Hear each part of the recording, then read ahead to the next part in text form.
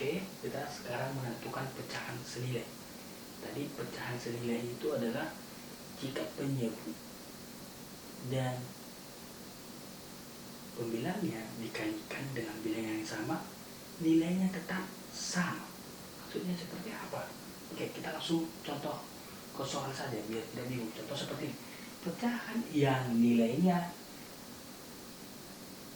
sama dengan sepertiga adalah, atau pecahan yang senilai dengan sepertiga adalah, nah boleh kalau kita lihat dulu pilihannya 2/9, 2/6, 3/6, 4/10.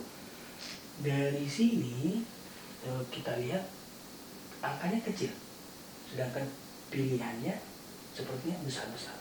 Tadi saya ulangi lagi, senilai itu adalah jika penyebut dan pembilangnya dikalikan dengan bilangan yang sama, nilainya tetap sama gitu. Gimana sih caranya? Contoh ini. Jadi sepertiga coba kita kalikan dengan sama-sama dikali 2. Sama-sama dikali 2. Oke? 1 dikali 2, 2. 3 dikali 2, 6. Udah langsung ketemu. Langsung ketemu. Jawabannya 2/6. Atau misalnya dengan cara yang lain, sepertiga dikali dengan 3 juga dikali dengan 3. Jadi penyebut dan pembilangnya sama. Oke, 1 dikali 3, 3. 3 dikali 3, 9. Ada 3/9? Tidak ada. Jadi sepertiga itu sama dengan 2/6, sama juga dengan 3/9. Contoh, soal berikutnya. Pecahan yang senilai dengan 9/12. Kalau kita lihat angkanya seperti besar. Dan pilihannya kecil-kecil. Nah, tadi kan saya bilang jika dikalikan atau dibagikan dengan bilangan yang sama, maka nilainya sama. Jadi kalau misalnya kita lihat ini 9/12, coba kita sama-sama dibagi berapa kira-kira? 9 dan 12 sama-sama dibagi berapa bisa? Oke, 3. Dibagi 3. Boleh nggak dibagi yang lain? Boleh. Tapi ingat, dengan catatan sama. Jadi kalau misalnya ini 4, ini 4. Ini 5, ini 5. Ini 9, ini 9. Ini 100, ini 100. Jadi kalau kita lanjut, 9 dibagi 3 sama dengan 3. 12 dibagi 3 sama dengan 4.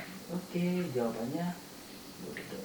Jadi 9/12 itu sama dengan 3/4. Oke, sangat gampang ya. Oke.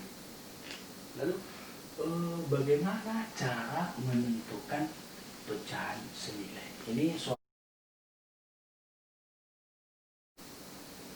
Jadi kita tidak tahu kan? Kita tidak tahu berapa kan? Sama seperti misalnya kalau gini, 10.000 itu sama dengan berapa uang 5.000? Nah, gampang kan? Jadi 10.000 itu berapa uang 5.000? Jadi kita sudah langsung fokus, ada uang 5.000. Berarti uang 5.000 2. Tapi kalau dibilang 10.000 itu berapa? Nah, kan banyak kan? Berapa? 10.000 itu berapa? Banyak jawabannya. 10 uang 1.000, sekian uang sekian, sekian uang sekian, sekian uang sekian. Jadi sangat banyak. Jadi kalau misalnya ini boleh kita kalikan dan juga boleh kita berikan dengan catatan bilangannya sama. Jadi kalau misalnya untuk mencari pecahan yang senilai dari 2/5, boleh langsung kita kalikan misalnya dengan 2. Sama-sama 2/2. Jadi 2 kali 2, 4. 5 kali 2, 10. Jadi di sini 2/5 itu sama dengan 4/10. Boleh dengan yang lain? Boleh. Contoh 2/5 kali 3/3. 2 kali 3, 6. 5 kali 3, 15. Jadi 2/5 sama dengan 4/10, sama dengan 6/15. Boleh nggak dengan yang lain? Boleh. Misalnya 2/5 dikali 100 dikali 100. Jadi 100/100. 2 kali 100, 200. 5 kali 100, 500. Jadi 2/5 sama dengan 4/10 sama dengan 6/15 sama dengan 200/500. Lalu misalnya kan ini dikalikan, lalu bagaimana dengan dibalikkan? Ya udah, soalnya ini aja lagi kita buat. Jadi misalnya kita ambil salah satu ini. Jadi 4/10, kalau misalnya kita bagikan dengan 2/2, maka 4 dibagi 2, 2, 10 dibagi 2, 5. Kan kembali lagi. Jadi 2/5 sama dengan 4/10. Sama juga dengan ini, sama juga dengan ini. Jadi cara menentukan pecahan senilai boleh dikalikan, boleh dibagikan, dengan catatan bilangannya sama penyebut dan juga pembilangnya. Oke, gampang ya. Jadi kalau sudah tahu nanti ini, dengan membandingkan atau mengurutkan pecahan juga sangat gampang. Kalau sudah tahu kita mana yang lebih besar, mana yang lebih kecil, mana yang sama, mana yang tidak sama. Oke, kita masuk lagi.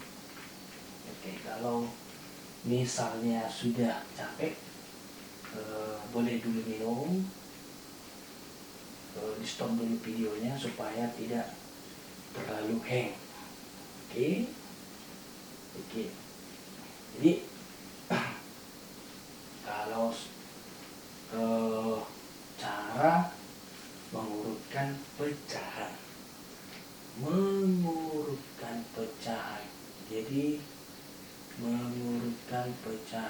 Jadi kalau dibilang berurut, jadi boleh dari yang besar ke yang kecil, boleh dari yang kecil ke yang besar.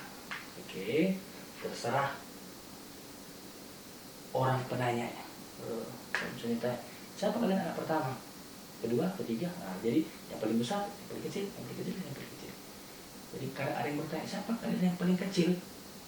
Ya, yang paling kecil. Yang abangmu siapa lagi? Ah, gitu. Tergantung penanya. Oke, jadi misalnya mengurutkan pecahan. Jadi ada sebuah pecahan seperti ini, beberapa pecahan. Jadi berantakan masih pecahannya. 1/2, 1/3, 1/7, 1/8. Ini masih berurut ya.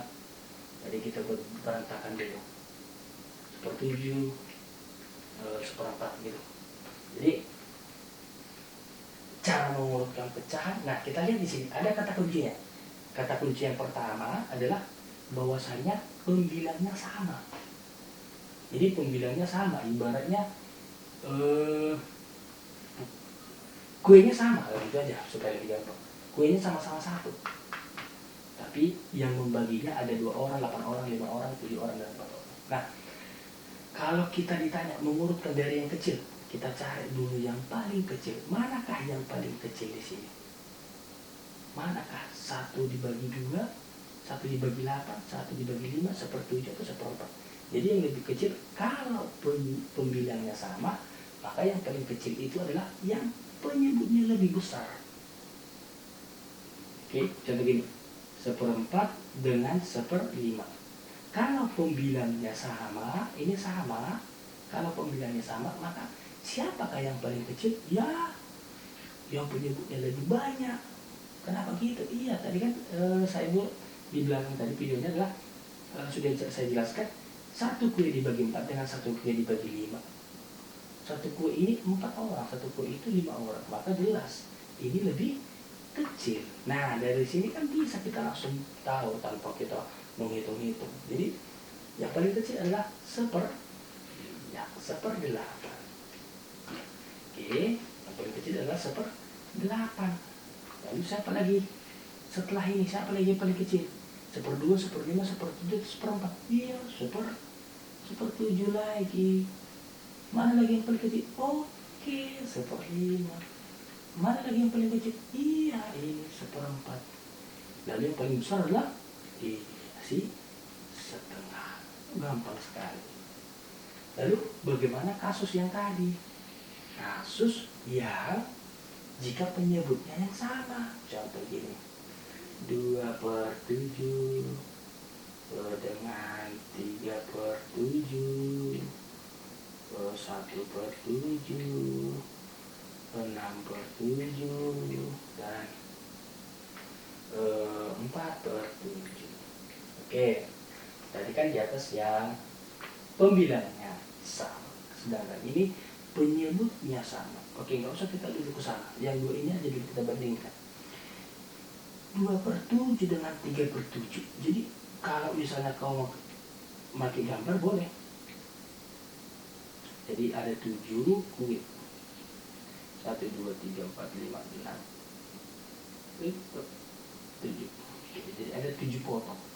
Jadi si 2/7 dengan si 3/7 jelas lebih besar si 3.